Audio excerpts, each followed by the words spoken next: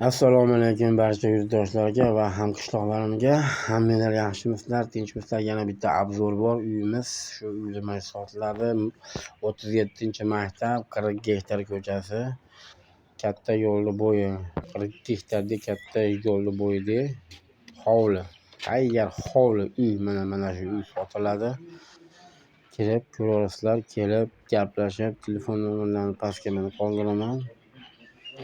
Shart-sharoitlarni ko'rib, qanaqa, necha pul, qayerdan qaysi tomoni qolinadi.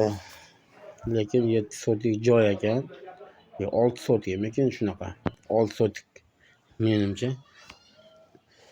6 sotik hovli ekan. Mana uylari bor, sharoitlari bor, agaratlari bor. Juda ham chiroyli, yashagani umuman udobstvasi hamma yo'g'i joyida.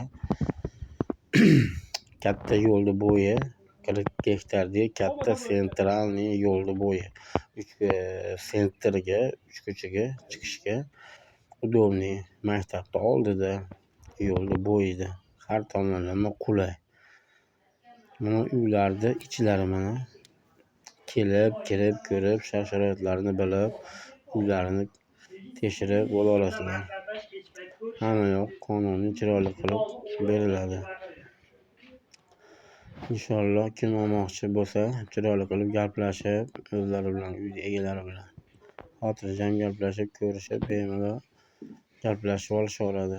Qanaqa, necha pul men bilmayman, faqat uy egalari bilan gaplasha olasizlar.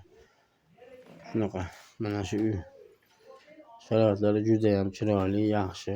Bemalol bitta oila, katta oila kelib yashasa bo'laverar ekan. Shart-sharoitlari juda ham chiroyli. Yashab turgan joy. Hammomlar